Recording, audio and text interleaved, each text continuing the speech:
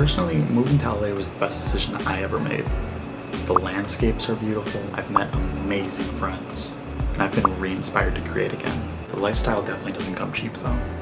Rent is incredibly expensive, ranging from $700 a month to share a room to like $1,250 to $1,500 a month with utilities for, a 400 square foot studio.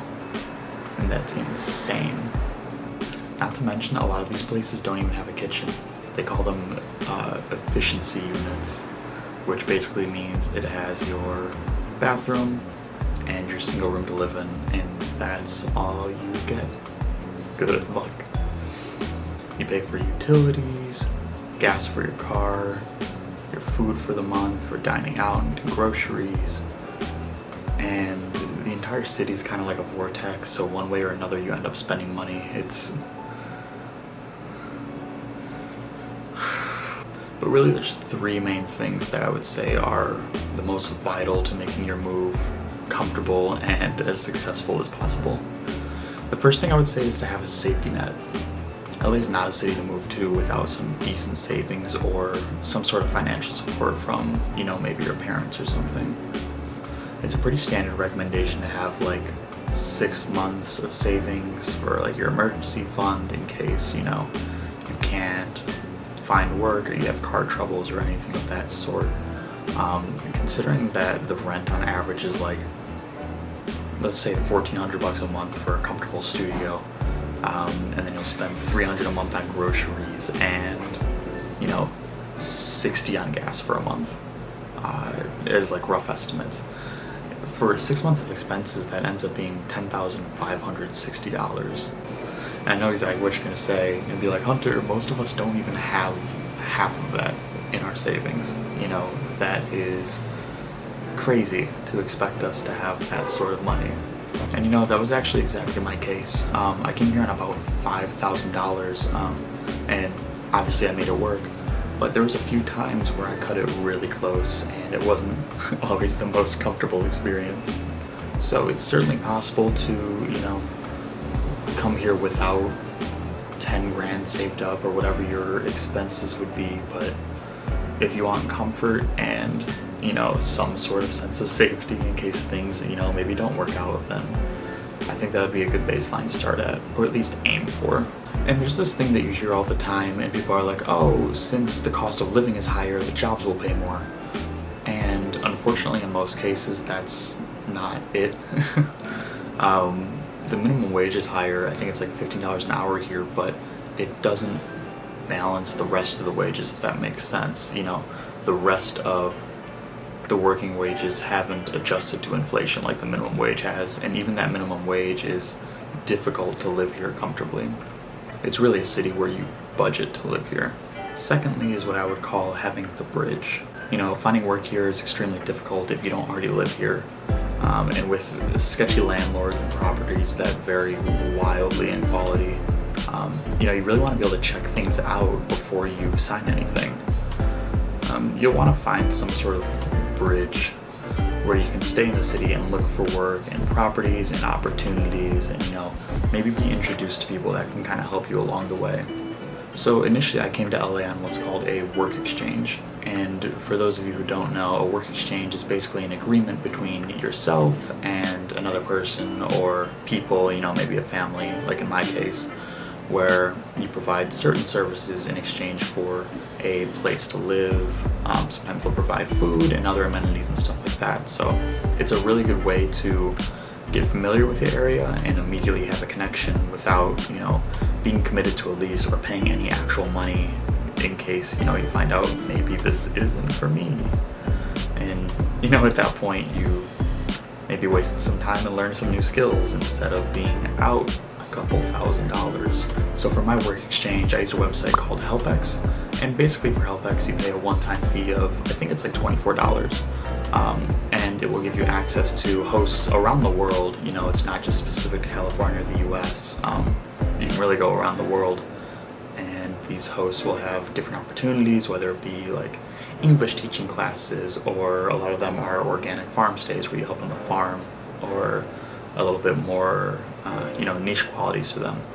And in my work exchange, I lived with a wonderful family right in the heart of Hollywood. It was really a trip to kind of go there as my first experience.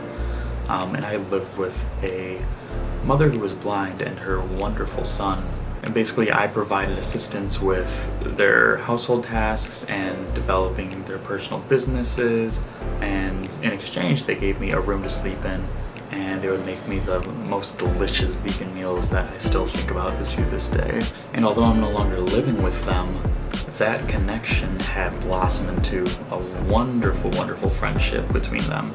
And they've introduced me to communities and other wonderful friends, and from that comes an endless source of inspiration and connections, and I really couldn't be more thankful for them. And they kind of set me on the right path towards where I wanted to go. And the point being of the bridge is that while I was staying with them, I was able to look for work opportunities and other personal opportunities, which I got to secure a ton of. And I was able to find another place to live without any monetary commitment. So it really worked out on all ends. They get my assistance with things, my opinions, and my input. In exchange, I get more time to figure myself out. Or another option is to utilize the Airbnb monthly stays. Or you can always get a hotel or something like that as well, but it can just get pretty pricey, and if you don't know where you want to be or anything about the city in general, it's not fun to waste money on that kind of thing. And the third and final thing I would say is important is to have the drive. And what I mean by that is, living and thriving in Los Angeles is a constant battle of one-upping yourself. The air is thick with the culture of, how do I make more money? Who can I connect with? Who am I? And basically it's a giant vortex of self-doubt and ego and identity crisis, but that's for another video. Not everyone would agree with me here, but I feel like LA is a city where you have to be an entrepreneur in some sense. Whether that means entirely supporting yourself based off your creative supports, which is everybody's dream, or having some sort of side hustle to, supplement your income. So during the planning stages of your move, I would suggest, starting your small businesses, or creating those Instagram pages or those Twitter pages, or promoting your brand, trying to build your audience as early as possible, so when you do get here, or even before you get here, you can work towards monetization and just have that extra boost, that extra supplemental income to really help you live comfortably and not worry financially so much. It's totally a city that will build you up and complement your skill set and your personality just as much as it'll throw you back into the gutter. So it's really important to, keep your head above the water, stay driven, and, make an effort to boost your income, find new friends to connect with, and most importantly, stay authentic to yourself. You end up seeing a lot of people that want to connect with other people just to get themselves on the next level, There's a lot of fake friends and a lot of, fake people, a lot of negative energy, a lot of toxic people. But if you can kind of wade your way through that, or just not let it come into factor in the first place, you can find a really gorgeous community and culture and city. So I guess that pretty much sums up what I would recommend for moving here. But remember that my way is not the only way. It's just what worked for me. That really goes for anything in life. You don't have to take my advice, you don't have to take anyone else's advice. You can just take the leap of faith and see what happens. Sometimes taking the risk is worth it, but sometimes you want to calculate that risk and really take the precautions and do what you can to minimize risk, which is what I would recommend. But I'm not your dad. You can do what you want. I don't care. Actually, I kind of do care. Just be safe. But if you enjoyed this video and you'd like to see more content like this, hit that subscribe button and give it a like, and let me know in the comments if you have any questions, or maybe if you already took the leap and you moved here, or you moved to another city, or did something kind of crazy. Maybe you have some suggestions that I didn't mention here, or some insight that you'd like to give everyone else. So thanks for watching, and good luck, and I'll see you guys next time.